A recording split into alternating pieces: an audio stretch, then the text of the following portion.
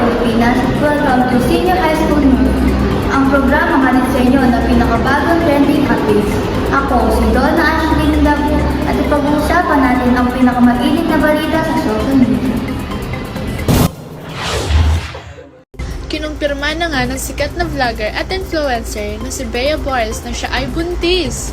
Oo, totoo ang mga usap-usapin online at mismong si Bea na ang nagbahagi ng balitang ito sa kanyang official social media accounts. Agad na nag-trending si Bea Boris sa iba't ibang social media. Libo-libong netizens ang nagbigay ng pagbati at suporta.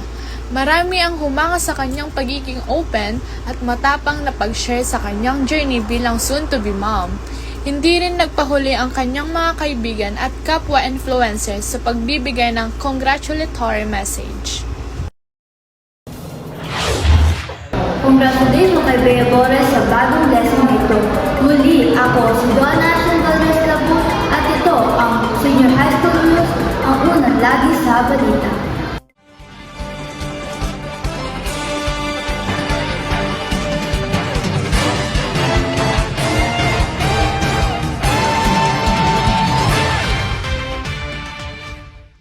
Magandang araw mga kapamilya.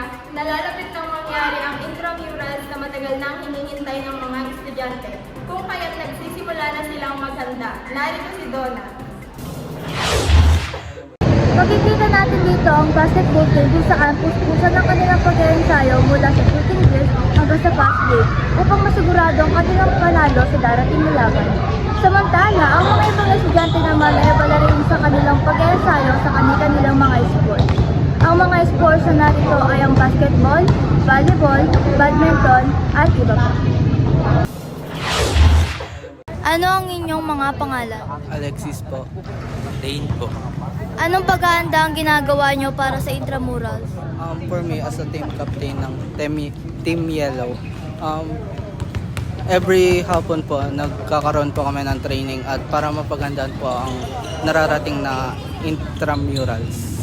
Sa tingin nyo ba ay mananalo kayo sa parating na laban? Para sa akin po, oo,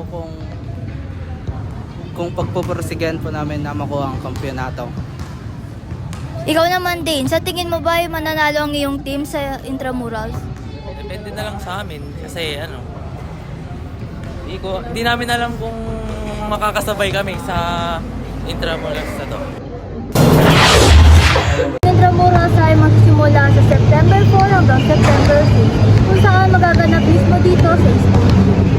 Inaasahan rin ng mga estudyante ang mainit-init na labanan sa kada grupo. Mula rito sa school gym, ako si Donna Ashley, nagbabalik sa iyo, Leslie. Maraming salamat, Donna. Aba, mukhang handang-handa na ang lahat. Muli, ito ang Senior High School News.